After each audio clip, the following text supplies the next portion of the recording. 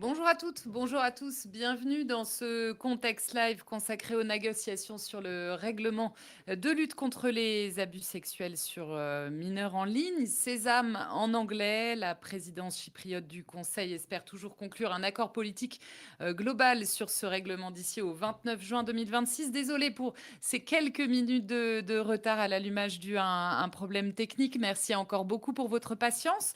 Notre regard, notre obsession, comme toujours, vous proposer l'information la plus utile possible. On est ensemble pour 45 minutes pour répondre notamment à plusieurs questions. Quels sont les points de blocage majeurs? Sur quel sujet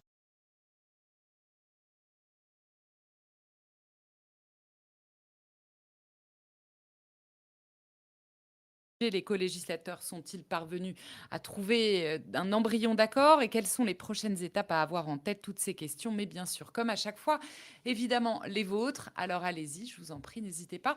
Vous avez une petite case en bas de votre écran à droite pour poser vos questions en direct dans le chat. Avec moi aujourd'hui, pour se projeter un peu dans ce dossier, deux journalistes de Contexte Média à Bruxelles. Guénaël Pépin, bonjour. Bonjour. Guénaël, tu es journaliste donc média à Bruxelles. De quoi vas-tu nous parler aujourd'hui?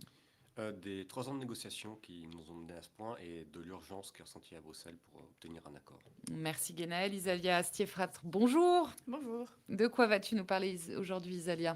Des enjeux les plus brûlants du texte et de son futur assez incertain dans la machine législative. Merci beaucoup à tous les deux. On rentre tout de suite dans le vif du sujet avec notre première partie, la détection des contenus et le chiffrement. Les négociations donc sur ce fameux règlement se trouvent, vous le savez certainement, dans une phase qu'on qualifierait un peu de critique, marquée par des désaccords qui persistent encore entre le Parlement européen, le Conseil de l'UE, ainsi qu'entre États membres eux-mêmes. Parmi les points de blocage qu'on va passer en revue, les injonctions de détection, souvent désignées sous le terme de chat control. Isalia, je vais me tourner vers toi pour commencer ce live. Est-ce qu'on peut rapidement rappeler, Isalia, à quoi sert ce dispositif de chat control dont on va beaucoup parler ce matin ensemble?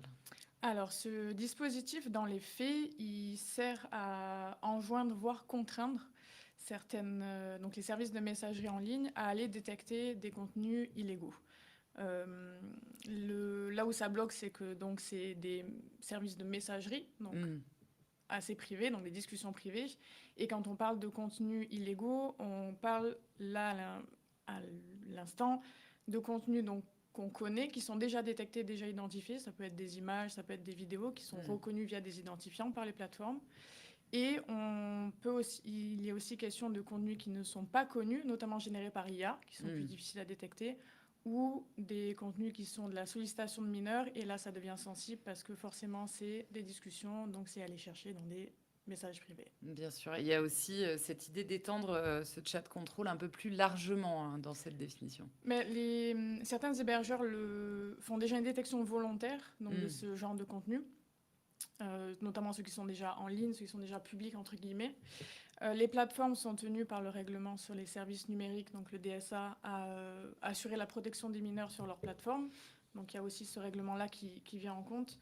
Maintenant, donc la question, c'est les services de messagerie, c'est les discussions privées et c'est toute une question de liberté fondamentale qui est un peu plus sensible aujourd'hui. Merci beaucoup, Isalia. Guénaël, je me tourne vers toi parce que ce dossier, tu l'as suivi depuis 3 ans, hein, à peu près. Donc, ça fait quand même un petit moment. Alors, deux questions. Où est-ce qu'on en est concrètement aujourd'hui de ces négociations, peut-être pour planter le décor? Et je vais directement poser la question de Samir, qui va droit au but et qui nous demande est-ce que l'adoption du règlement le 29 juin est une date réaliste et réalisable? Donc comme ça, au moins, Ah, là, ok. la réponse sera posée. Donc où est-ce qu'on en est? Est-ce que le 29 juin est une date réaliste pour trouver un accord? Ouais, je commence, tu continues. Ouais. Ok. Par exemple. Donc on est à la dernière étape, ce qu'on appelle les trilogues. Et donc pour un ami français, les trilogues, c'est un peu une sorte de CMP, donc commission mixte paritaire version bruxelloise. C'est-à-dire que la commission a proposé un texte en 2022, le Parlement a obtenu sa position en 2022-2023, assez rapidement, mine de rien. Par contre, au Conseil, ça a bloqué pendant 3 ans, à force d'écriture, réécriture, en ayant un texte maximaliste, minimaliste, entre une ligne plutôt de pays plus sécuritaires comme la France et d'autres pays qui insistent sur la liberté publique, voire ne voulaient pas vraiment du texte, un peu comme la Pologne ou l'Allemagne. Donc là, on est vraiment dans la dernière phase de négociation où chacun a sa position. Et depuis à peu près 6 mois. Et donc, il négocie, Parlement et Conseil, sous l'égide sous l'arbitrage de la Commission qui, elle, a une position assez maximaliste sur le texte. Voilà. Alors pourquoi c'est si urgent, peut-être avant de répondre à la question de Samir, aujourd'hui de parvenir à un accord, Guénel, on peut peut-être rappeler qu'en fait là, il n'y a plus vraiment le choix en fait. Il n'y a plus vraiment le choix. Là, c'est la négociation d'un règlement donc pérenne, c'est-à-dire ce règlement, une fois adopté, doit être éternel, je ne sais pas comment le dire, doit être permanent. Jusqu'ici, depuis 2018, il y a eu, pour la faire courte, la révision du code des communications électroniques qui a fait entrer en fait, les services en ligne, les messageries, les services de mail comme Gmail ou certains hébergeurs dans le champ de la régulation des télécoms et en fait avec une obligation de secret des correspondances. Sauf que pour détecter ces contenus, ces services doivent enfreindre, déroger au secret des correspondances. Donc il y a une dérogation donc à la directive e-privacy en 2020-2021, qui a été renouvelée en 2023, déjà avec le Parlement qui n'en voulait pas. Et là, fin 2025, sous la dernière présidence, il y a eu un échec, une négociation très claire, et déclarée par la présidence du Conseil, vraiment à peine en une semaine de négociation. Donc, ce qui fait qu'aujourd'hui, les services en ligne et les plateformes qui veulent détecter ce contenu, qui sentent besoin de détecter ces contenus, le font en risquant, en dérogeant ce secret des correspondances elles-mêmes, en prenant cette responsabilité elles-mêmes sans être couvertes. Donc il y a un vide juridique qui met en danger ces acteurs-là potentiellement. Eux appellent ça un vide juridique. Il y a un cadre juridique qui s'appelle la directive e-privacy qui leur interdit. Et quand la question a été posée à la Commission de savoir si elle sanctionnerait ces services, elle a fait circonvolution pour ne pas répondre. Donc aujourd'hui, il y a une sorte de flou. Alors, pour la question de Samir, qui est un peu le nœud de notre discussion, Isalia, toi qui vas suivre notamment ce dernier trilogue que beaucoup espèrent conclusif, est-ce que c'est réaliste ou pas à l'heure où on parle? Alors après, on va dérouler peut-être pourquoi... Réaliste, ça sera très compliqué d'arriver à un accord le 29. Parce qu'il y a encore énormément de points politiques très sensibles qui sont pas du tout, qui ont été discutés, mais dont l'entente entre le Conseil et le Parlement risque d'être assez compliquée. Il y a une discussion donc ce soir au niveau des rapporteurs fictifs, donc au sein du Parlement, sur le nouveau compromis présenté par la présidence chypriote, donc qui est un peu en charge de chapeauter les trilogues. Il y en a une autre, donc une troisième ronde de négociations internes au Parlement, donc le mardi prochain, avant le trilogue officiel du 29. Mais ça risque d'être très compliqué que tout le monde se dise d'accord sur le texte qui va sortir le 29 juin. Qu'il y ait un accord politique le 29, c'est très peu probable. Alors, c'est le pronostic aujourd'hui d'Isalia notamment et de Guénel. Alors, pourquoi ce pronostic? Parce que, comme tu l'as dit, il y a beaucoup de choses encore qu'il faut réussir à régler. On va se pencher un petit peu sur ce qui s'est passé côté Parlement. Aujourd'hui, qu'est-ce qui s'y passe? Qu'en est-il? Comment est-ce que la division s'opère? Les différents clivages? Est-ce qu'on peut un petit peu planter le décor côté PE de ce qui se passe? Alors, il y a plusieurs types donc, de divisions, on va dire. Donc, il y a le PPE, enfin le parti... Merde, ça m'échappe. Parti populaire européen. Voilà. Qui est donc plutôt assez favorable au texte. Assez largement pour. Voilà. À gauche, et notamment chez les Verts, on veut pas du tout du texte, en tout cas, pas dans sa forme, ça c'est sûr et certain. Au centre, que ce soit chez Renew ou un peu plus sur la gauche, donc chez les sociodémocrates, les divisions sont interne au groupe politique, dans le sens où ça revient à des idéologies plus nationales. Par exemple, chez Renew, on peut citer les Français qui sont quand même plutôt d'accord, là où il y a d'autres délégations nationales qui sont beaucoup plus attachées donc, au côté libertaire, liberté individuelles et qui veulent pas de ce texte. Un peu la même chose du côté des sociodémocrates. Donc c'est assez sensible parce que chaque rapporteur de chaque groupe doit d'abord aller consulter en interne avant de pouvoir revenir avec une position. Donc ça rend les négociations plus difficiles. Encore plus complexes. Alors tu as parlé de ce compromis qui a vocation à tenter d'aligner tout le monde, compromis posé par la présidence chypriote. Est-ce que très, très, très simplement, on peut rappeler ce qu'il prévoit quelle est la copie dans la main des co-législateurs à date et donc, il va être question notamment ce soir, évidemment. Donc, sur leur dernière version, sur le point le plus donc, sensible, qui est les injonctions de détection, donc le chat contrôle, la présidence chypriote a proposé 2 parties, on va dire. Donc, une partie sur les contenus publics, donc qui sont hébergés pas sur des services de messagerie, d'où il y aurait une détection volontaire qui serait menée assez largement, donc sur les contenus qui sont déjà connus et sur des contenus qui sont pas connus. Alors, qu'est-ce qu'on entend peut-être par détection volontaire ? Ce serait donc à l'initiative des... Je parle sous ton contrôle, mais ce serait à l'initiative donc des hébergeurs, des plateformes d'hébergement. Des hébergeurs et de tiers qui voudraient le faire, comme le futur centre européen. Voilà. Donc, c'est un peu la spécificité de la proposition. Alors, je t'ai coupé, donc 2 parties, une partie sur les contenus publics. Et une partie donc, sur les contenus privés, donc, qui est plus sensible, où là, ce serait donc pareil, encourager la détection volontaire, mais de façon beaucoup plus encadrée, avec la possibilité pour les autorités de contrôle de suspendre cette détection s'ils estiment qu'elle va trop loin dans l'infraction des libertés individuelles. D'accord. Il y a une injonction aussi de détection qui est posée.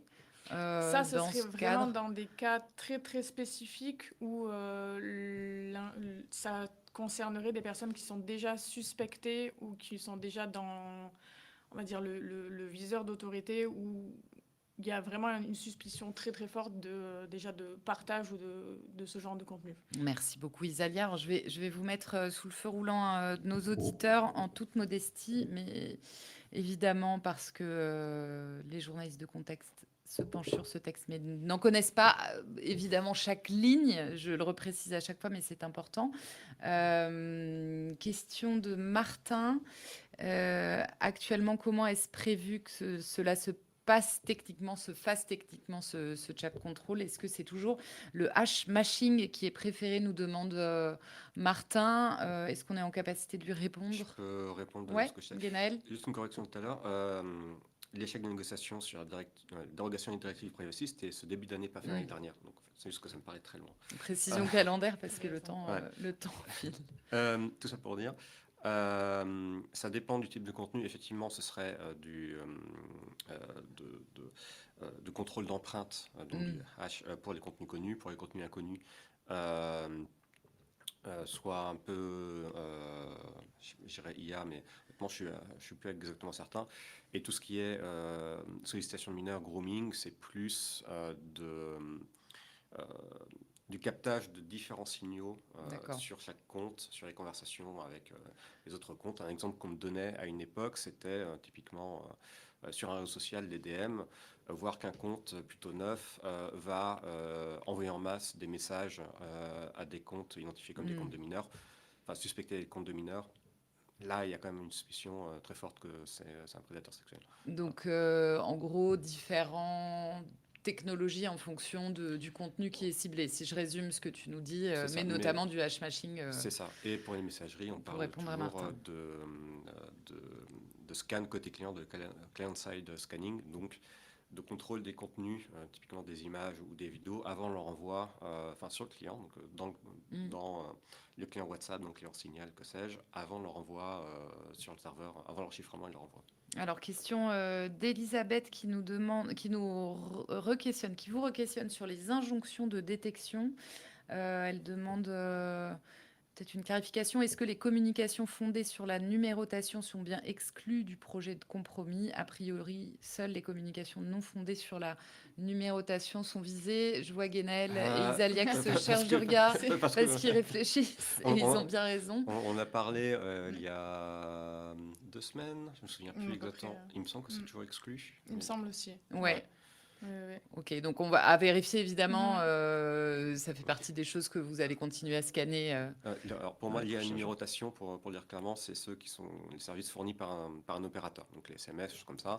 Non liés à la numérotation, ça va être WhatsApp, Telegram et compagnie. Et justement, Rémi allait un petit peu dans le même sens en nous demandant est-ce que pour l'instant, seuls les alors, je le prononce très mal, NCICS sont concernés, à savoir WhatsApp, Signal, sont concernés par ces injonctions de détection, ou aussi les NBICS, basés sur le numéro. Donc, c'est à peu près la même question, en fait. SMS, appel, MMS. Donc, on a répondu à Rémi et Elisabeth en même temps. Elisabeth qui rebondit pour nous demander est-ce qu'il y a une clause de révision prévue 3 ans après l'entrée en vigueur du texte. Est-ce que c'est toujours à l'ordre du jour, bon, sachant que pour l'instant, on n'a pas d'accord sur le texte, mais on va y revenir. Pas d'accord, mais oui, pour le moment, c'est toujours à l'ordre du jour. Ouais, ça n'a pas été modifié. Ouais, pour les questions toujours les plus difficiles, c'est un moyen de reporter un peu les problèmes, pour dire comme ça. Ouais.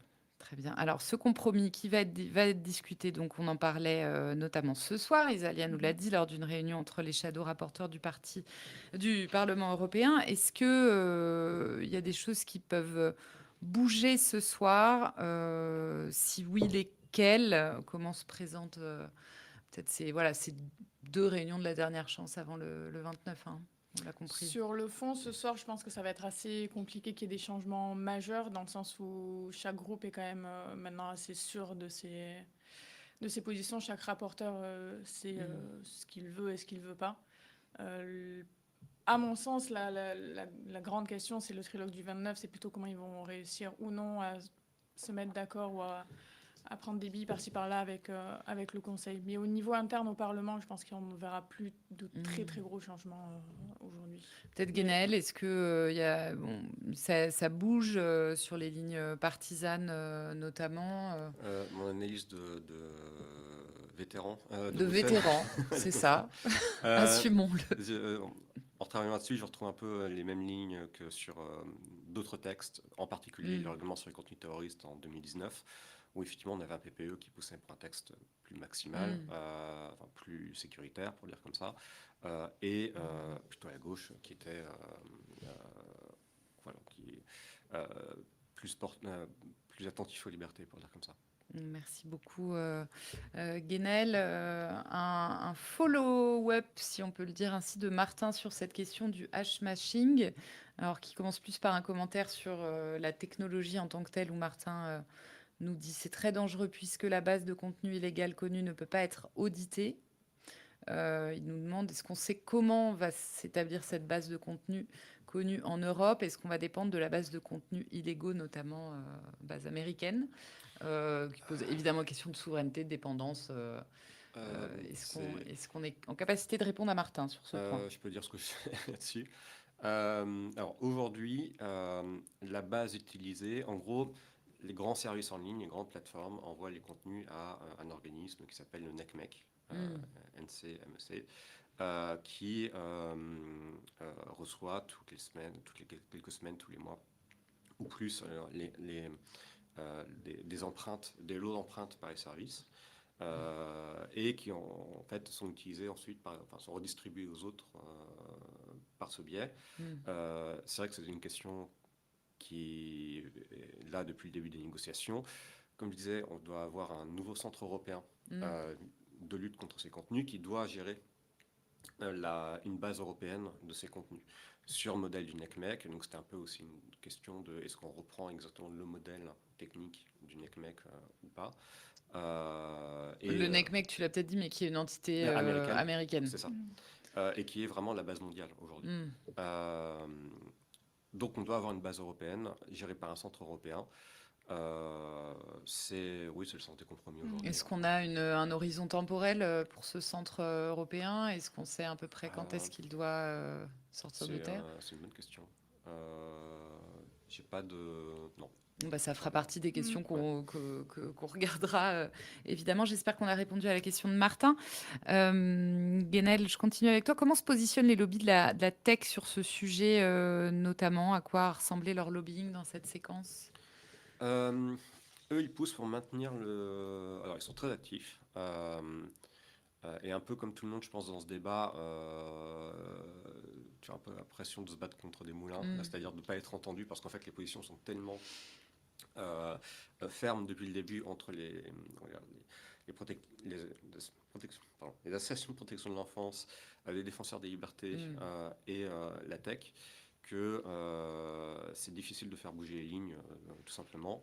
Ils sont plutôt dans une logique d'alliance avec les associations de protection des mineurs, en disant nous on veut aussi détecter ces contenus, nous aussi on veut protéger les mineurs, mais aujourd'hui on a un cadre volontaire qui fonctionne, il n'y a pas besoin de rendre les choses obligatoires, donc ça c'est leur logique.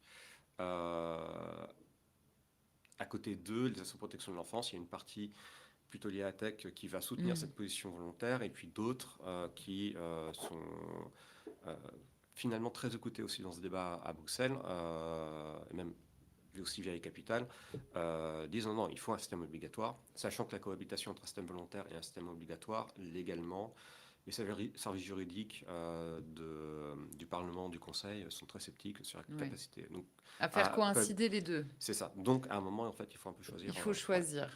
On ne peut pas être sur une contrainte à demi-mot, quoi. C'est ça. Même si la solution proposée par la présidence chypriote... en l'occurrence, associe les deux. Ouais, c'est ça, par étage. Mais ouais. D'accord, merci beaucoup Guénaël. Pour aller plus loin, un article de contexte pour vous remettre peut-être en tête d'où on vient, pourquoi il y a urgence aujourd'hui en ce qui concerne ce règlement. Abus sexuels sur mineurs, récit d'un désastre à la bruxelloise, article qui a quelques semaines, quelques mois, mais qui revenait sur cet épisode que tu évoquais notamment Guénaël, sur l'échec de parvenir à un accord au début d'année, en l'occurrence, et qui nous a conduit aujourd'hui à avoir cette urgence qui se matérialise pour le trilogue du 29 juin. On va passer à notre deuxième partie, protection de la vie privée et liberté fondamentale. Le règlement contre les abus sexuels sur mineurs en ligne se trouve également au cœur, vous l'aurez compris, d'un arbitrage complexe entre la sécurité des mineurs et la protection de la vie privée. On a commencé à le défricher ensemble. Alors, Guénaël, le contrôleur européen de la protection des données, a exprimé des réserves majeures. Récemment, il a qualifié le cadre initial de disproportionné et trop vaste pour être compatible avec le droit de l'Union européenne. Est-ce que c'est un avis ou une désapprobation qui est partagée aujourd'hui? Comme je disais, les positions sont tellement déjà fixes aujourd'hui que, en fait, ça n'a pas tant d'impact que ça que le contrôleur européen le dise. Il a déjà dit au premier renouvellement en 2023. C'est pas tellement plus suivi aujourd'hui. On va dire que l'argument des associations de protection des libertés numériques en soutien de cette ligne, c'est de dire que concrètement, les services n'utilisent pas toutes les possibilités juridiques qui leur sont offertes. Donc en fait, le réduire, dans l'idée, n'est pas si logique. Voilà, ça, c'est leur argument, mais qui en fait ne porte pas tant que ça. Alors, ce que tu m'expliquais en préparant ce live, c'est qu'aujourd'hui, on est aussi dans un circuit très police-justice dans ce règlement. Voilà, c'est ça. Et c'est pour qui la priorité. Enfin, c'est toujours une question de priorité. Le texte est écrit par la DG Home à la Commission européenne, donc police-justice. Au Conseil, c'est négocié par les attachés par le circuit justice-affaires intérieures. Pareil, la priorité, ça vient du ministère de l'Intérieur. La priorité, c'est normalement, logiquement, la protection des mineurs et obtenir de nouveaux moyens, de nouvelles capacités, même s'il y a aussi le ministère de la Justice, comme on le voit en Allemagne, dans la boucle. Et côté Parlement, c'est donc la Commission de liberté civile qui est vraiment le théâtre vraiment du déchirement entre droite et la gauche là-dessus, entre une logique plus sécuritaire et une logique plus libertaire. Voilà. Merci beaucoup, Guénel. Alors, en face, il y a quand même des arguments qui sont avancés par les associations de défense des libertés individuelles. Comment elles se positionnent tu m'as parlé de cheval de Troie, pareil, quand on a préparé ce live. On prend, pour prendre, déjà elles sont très très actives aussi. Oui. C'est-à-dire que même après 3 ans, c'est toujours étonnant de voir à quel point ils sont vraiment ils sont actifs à ce point, de tous les côtés. À la moindre occasion, à la moindre échéance. Donc là, on va prendre le trio du 29. On va aussi voir ça. L'idée, c'est que autant les associations de protection des mineurs disent, en fait, la seule question est de protéger les mineurs, pas par tous les moyens, mais en allant plus loin qu'aujourd'hui. On prend des associations comme EDRI, par exemple, donc la coalition européenne d'organisations de protection de liberté, qui disent, en fait, oui, justement, c'est un cheval de Troie. La protection des mineurs, au fond, de leur point de vue, est un prétexte pour mettre en place des systèmes techniques, juridiques, et au fond, créer une acceptation politique d'une surveillance qui pourrait être utilisée pour d'autres choses par la suite. Ok. Et comment se positionne le Parlement européen dans ce débat, Isalia il se range plutôt de quel côté? Ouais, comme C'est on l'a difficile, dit, voilà, comme on l'a dit, les positions sont quand même déjà assez arrêtées maintenant. Donc en fait, comme j'ai dit, ça dépend un peu. Il y a donc les Verts et une partie de la gauche qui sont vraiment plus sur la ligne d'Edry, par exemple, où ils craignent que ça crée un précédent et que les discussions privées ne le soient plus in fine. Au niveau du PPE, il est plus adepte de ce genre de texte, de la détection, des injonctions. Après, le Parlement a quand même une ligne dans son texte qui est, où il a exclu certains contenus du champ d'application. Donc, par exemple, les audios, ils sont pas inclus. Une limitation des injonctions obligatoires de détection également, plus que ce que voulait la Commission à la base. Donc, la ligne est assez fine entre la lutte contre ce genre de contenu et la protection des mineurs. Mais voilà, la position du Parlement, on peut dire qu'elle est moins maximaliste, ça c'est sûr, mais qu'il y a quand même des orientations différentes selon les cadres politiques. Ouais. Merci beaucoup, Isalia. Question de Martin à nouveau, qui rebondit sur ces enjeux de lobbying, notamment qu'on a évoqués. Martin qui nous demande, les plateformes et les grosses entreprises de réseaux sociaux se positionnent comment? Est-ce qu'il y a aussi un lobbying qui est fait de leur côté? Très concrètement. Alors, c'est un peu ce qu'on mettait derrière le lobby de la tech, mais est-ce qu'on peut être un peu plus spécifique? Oui, c'est ce que tu disais, c'est qu'il y en a certaines qui disent on est un cadre volontaire qui est déjà là, on a besoin d'injonctions obligatoires. Il y a d'autres plateformes qui ont plutôt arrêté, si je ne me trompe pas, ce genre de détection. C'est pas avéré. En tout cas, le discours aujourd'hui de leur part, quand on leur parle, c'est que elles continuent, au moins pour les contenus connus. C'était vraiment absolument minimum. Voilà. Le vrai minimum. Ce qui est assez certain, c'est que l'injonction obligatoire de détection, c'est pas quelque chose qu'ils ont très envie de voir arriver. Oui, bien sûr. Merci beaucoup. Il y a également d'autres points de friction. On a beaucoup parlé du chat contrôle, évidemment, parce que c'est un peu le nœud de ce règlement. Mais il y a d'autres points de friction techniques et politiques, Guénaël, que vous avez pu identifier au fil du temps. Alors, est-ce qu'on peut les lister on peut revenir peut-être plus précisément sur certains d'entre eux s'il y a un besoin. Peut-être déjà commencer par les lister. Ouais. Le premier à côté de ça, donc tout le système du règlement, c'est de classer les services par niveau de risque, par une évaluation. Et pour ceux qui sont les plus à risque de diffusion de ces contenus, on peut leur imposer des mesures. Enfin, on peut leur imposer des mesures. Et l'une d'elles, ce serait les vérifications de l'âge, voire l'interdiction d'entrée pour les mineurs, ce qui entre vraiment aussi dans la logique aujourd'hui de majorité numérique, de blocage des réseaux sociaux pour les mineurs. C'est pas encore fait. Dans le texte, c'est vraiment un détail de détail, mais qui inquiète aussi les défenseurs des libertés numériques. Pas beaucoup de détails à ce point de vue-là, mais typiquement au Parlement, les Verts l'ont beaucoup en tête. Ça. Et quand on parle de blocage lié à l'âge, on sait qu'il y a un débat, on a déjà fait des lives là-dessus ensemble avec Mégane Jansous qui suit aussi cette question de majorité numérique depuis Paris. On parle d'un blocage à partir de quel âge? Est-ce que c'est un peu plus précis? Parce qu'aujourd'hui, on sait qu'il y a Il me semble que 27 nuances de majorité numérique, c'est il me un peu le semble que sujet. il me semble que c'est 17 ans. D'accord, donc harmonisé au niveau européen. Mais c'est pas encore fait et encore une fois, on est aussi en plein débat sur la majorité numérique européenne par ailleurs. C'est un point de chaud politiquement, mais dans les faits, sur le contenu même du texte, c'est une partie de moins sûre, je pense. Ok. Est-ce qu'il y a d'autres points? Oui, tout ce qu'a évoqué Isalia, typiquement sur le champ d'application, quels services sont couverts, quel type de messagerie, est-ce qu'on a aussi les contenus chiffrés ou pas, quel type d'hébergeur ou de plateforme, est-ce qu'en fait les plateformes c'est pertinent de les faire entrer dans ce texte-là alors qu'on a déjà le règlement sur les services numériques par ailleurs, et le champ des contenus, oui, est-ce qu'on va juste au-delà des contenus connus, inconnus, est-ce qu'on va regarder les sollicitations de mineurs, est-ce qu'on inclut les contenus audio qui sont parmi les contenus les plus sensibles, en tout cas dans la discussion, au-delà du texte. Et il y a une question aussi d'indépendance des autorités, il me semble.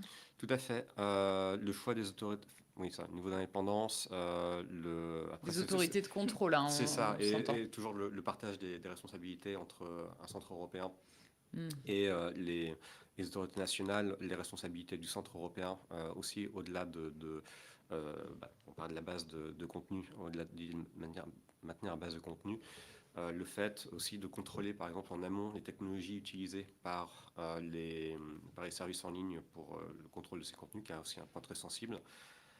C'est toujours un peu en balance. Très clair, merci beaucoup. Alors, je vais reposer la question de Samir du début de ce live parce qu'elle est importante et qu'on y voit peut-être encore plus clair maintenant. En vous écoutant, on se demande quand même si un accord fin juin est réaliste. Isalia, on comprend que vraiment, ça va être très compliqué. Ça va être très compliqué, donc comme on a dit, parce que les positions sont très arrêtées et que le débat est difficile, enfin l'entente est difficile. Les majorités aussi sont assez justes. Parfois, ça peut passer à une ou deux voix. Je pense à la directive e-privacy qui est tombée à une ou deux voix aussi. C'était un sous-vote qui était à une ou deux voix. Donc c'est assez limite à chaque fois. Ce qu'on sait, c'est que la présidence irlandaise, donc qui prend les rênes de la tête du Conseil de l'UE le 1er juillet, est en discussion avec le rapporteur au Parlement du texte pour organiser de futures possibles négociations. Donc c'est très certain que le 29 juin ne sera pas conclusif. On a eu le programme de travail de la présidence irlandaise tout à fait. récemment. Alors qu'est-ce qu'il prévoit sur ce règlement-là, sur ce champ Justement, alors il est mentionné dans le programme de travail, donc le règlement. Après, ça n'a pas été détaillé, donc je pense que encore une fois, la présidence irlandaise aussi n'était pas sûre. En tout cas, elle se préparait, mais elle n'était pas sûre à reprendre le texte. Donc, à voir maintenant vers où ils vont s'engager dans ces négociations. Et puis, évidemment, pour savoir ce qui va se passer ce soir dans les deux réunions de la dernière chance, et évidemment le 29, je vous conseille très vivement de lire Contexte Média dans les prochains jours pour aller plus loin. Je vous rappelle cet article de Contexte, abus sexuels sur mineurs résidents, désastre à la bruxelloise, signé Guénaël Pépin, ici présent.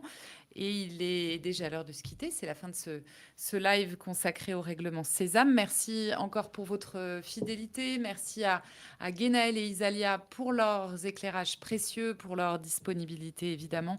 À Samuel pour la modération de nos échanges. Aux équipes de Yellow Screen à Bruxelles qui réalisaient ce live. Pour aller encore plus loin, je vous invite à vous promener sur contexte.com, à vous plonger dans les briefings des éditions médias et évidemment Tech, sa jumelle, si je peux la qualifier ainsi.